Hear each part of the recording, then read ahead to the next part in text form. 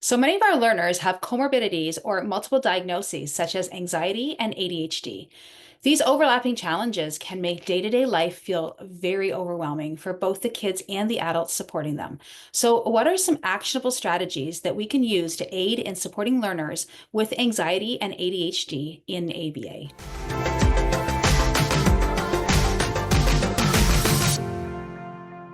Hi, I'm Shira. And I'm Shayna. We're behavior analysts who create weekly content about how to teach kids with autism so that they make real progress. And we create shareable resources to make your job just a little easier. Today's topic is all about supporting learners with anxiety and ADHD in ABA. And if you want more videos like this, make sure to subscribe and hit the notification bell to stay updated on new video releases.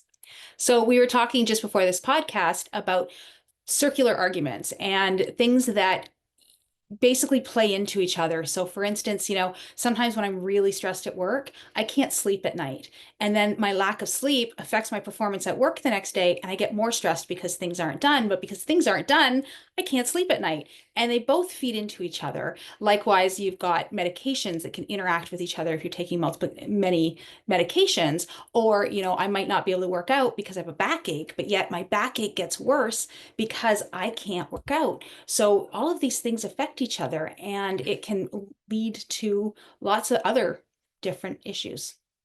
Right. So let's talk about some of the overlapping diagnoses with ASD. ASD often, it is a spectrum of behaviors, and it often comes comorbid with other diagnoses. One of those is often ADHD. ADHD is attention deficit hyperactivity disorder. So this will often affect attention, regulation, an individual's ability to regulate themselves, to control their impulsivity, could be hyperactivity, could be without hyperactivity, and it often is comorbid with ASD. One of the other ones that often comes up with ASD we might label as anxiety, which would be really intense, like worrying, a lot of avoidance behaviors, could be physical symptoms like stomach aches, headaches. And so we may often get these clients who have ASD and or ADHD along with some other diagnoses, could be anxiety. And how do we approach it? What do we do with multiple diagnoses like this? When we're looking at behavior, for instance, and we're looking at an individual, we can't define that individual by their diagnoses, just like we can't define the behavior by their diagnoses. Think about that. So, you say, okay, well, they engage in this behavior because they have ADHD. Well, they have ADHD because they engage in these behaviors. That's a circular argument. So we need to look at it from a different lens. We need to look at it from a behavioral lens and go, okay, well, what's the function of this behavior or these ADH skills or ADHD behaviors? Let's define what those are. Let's break them down, define what they are, look then at the function when they're occurring, and figure out some replacement skills to teach. And a diagnosis is almost like a collection of behaviors, but it's also a collection of deficits sometimes. And so we don't want to focus too much on the deficits, but we can look at those deficits as replacement skills. So if an individual is struggling with ADHD, what does that mean to struggle? Like, let's define that, like Shayna was saying. So operationally define what that struggle looks like, but then define what skills they might be missing. And is that skill regulation? Is it attention? Is it the ability to, self-manage their own behavior? And then we could talk about it very differently. We can also talk about it in terms of, like, if there is a challenging behavior that comes along with it, what is the function of that behavior? Not everybody who has ADHD is going to have the same desires or want the same things. The behaviors might look similar, but we can still talk about it from a function-based approach. So is there impulsivity towards, activity? Is it an impulsivity towards food? Is it an impulsivity to what does that really look like? And what are they trying to say with their behavior? And we can work on both at the same time. We also have to recognize that these behaviors that we're looking at may stem from other things as well, like, medical issues or unmet sensory needs. There might be some emotional regulation difficulties, some overwhelming environment, some huge changes that have just happened. So we need to recognize behaviors from that perspective as well. And that's also really important because with multiple diagnoses, you want to include different professionals. So always be collaborating, even though we're talking about defining it behaviorally. That's not the only solution. There isn't just one way to approach.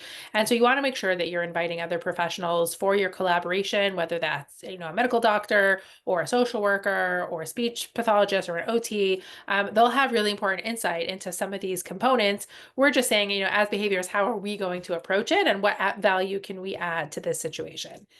I think the biggest thing isn't just with multiple diagnoses, but in general, we've got to start from a place of compassion. A child is having a hard time, they're not giving you a hard time. And once you reframe your thinking to think about that, then everything else becomes a little bit clearer.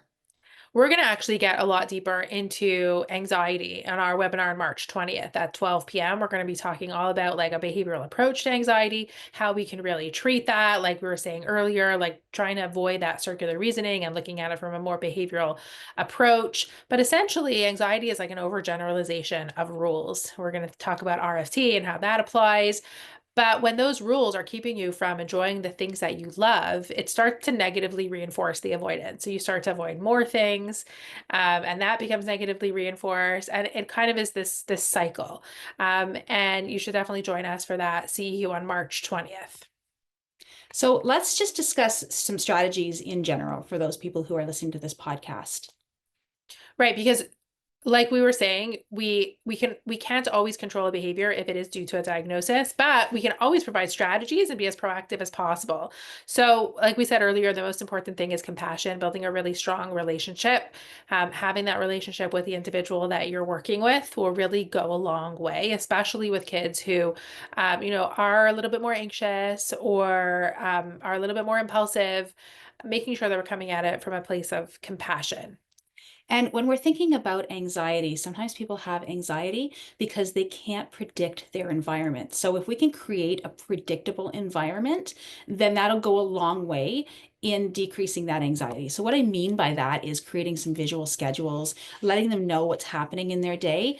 Thinking about me, I mean, I can't operate without my calendar. Oh my goodness. Every day I go to bed and I check what I'm going to do the next day. And then every morning I wake up and I look at my calendar. And if I didn't have that, I would feel really anxious. So letting them know what's coming up ahead of time, teaching them how to tell time so that they know, like, okay, at this time, this is what's happening, or in 10 more minutes, it's going to be this time. If they can't tell time, teaching them how to respond to timers, maybe looking at all their tasks that they have to do throughout the day. And instead of having some big, heavy task weighing on them, maybe they can break those tasks into smaller components and just complete a smaller component at one time. And that really helps a lot for kids with ADHD as well, because instead of seeing all the things that they have to do, they can break that down into the next thing that they have to do. Also, the scheduling and the timers really provides a lot of structure. So with that predictability and clear expectations, it really does help balance some of the, impulsivity. The other thing that we could do is teach these learners some emotional regulation tips. So where some of this is coming from a sensory component, or there is parts of it that might be physiological, we can teach them to be aware of how they're feeling, especially if they're really anxious. So instead of waiting until they're beyond the point of being able to manage, trying to recognize the things in their body that are starting to tell them that they're starting to get anxious, and teach them some strategies at that point. We have a whole other video on emotional regulation, so go check that one out and we'll link it here. I don't know if you noticed, but when Sheer and I were talking about breaking components down into smaller steps, I think we both kind of looked at each other silently and took a deep breath, because sometimes we have so much to do. And as soon as you say to me, Shayna, break things down to smaller components, I just automatically, okay, I got this, and I regulate myself. And that's what our learners need. They need to learn how to calm themselves in that present moment. Also thinking about positive reinforcement. We're asking our kids to do things that are hard. And so we have to be mindful of like, why should they, right? What's in it for them? And that should be individualized. Ask them what they prefer. Do preference assessments. And the one thing I love doing sometimes is I love doing it sometimes is offering immediate reinforcement, but then also teaching our kids that there's a cumulative effect to their reinforcement.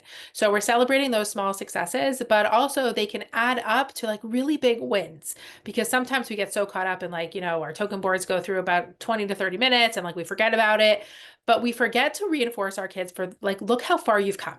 And so having bigger rewards that they can work towards, they might be really special privileges, that can really help them see the small, the next thing that they have to do, but also connect it to the big picture. Looking at mindfulness activities as well. So being in that present moment. And, some kids who don't have the language skills or don't have that understanding may not be able to do that in the same way that kids who have that verbal ability can. But even kids who aren't speaking, you can still teach them breathing techniques, grounding techniques, some guided imagery, maybe some yoga, some stretches, that type of thing as well. And this is especially important for individuals with ADHD, is teaching those executive functioning skills. Like I was saying earlier, if we see this as a skill deficit, really these executive functioning skills are the challenges for them. It is hard for someone with ADHD to have these executive functioning skills. I struggle with, EF skills myself. So break that down. What does executive functioning mean? What is the skill that we're really working on? Is it attending? Is it initiating a task? What does that look like? And then we can start to teach that. And eventually, what I love to do is teach our students to self-monitor so that they can be aware of their own skills. We have a whole nother podcast, episode 172, on executive functioning, which we'll link here. So definitely check that out. And if you've got younger learners who are, showing signs that they may not have that executive functioning, or just younger learners who you want to be proactive and teach really early executive functioning skills like searching and matching and traveling, larger distances, Dr. Alan Schnee and I developed a whole course on early executive functioning skills. So you can check that out as well.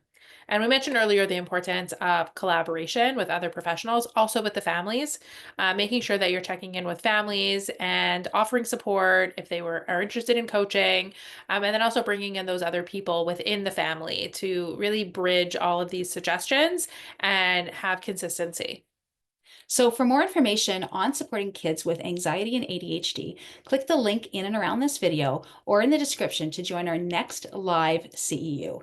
There's no such thing as a bad kid, a behavioral approach to anxiety. It's on March 20th at 12 p.m. Eastern Time. We also encourage you to subscribe to the channel so that you don't miss any future videos, and leave a like and comment below if you have further questions.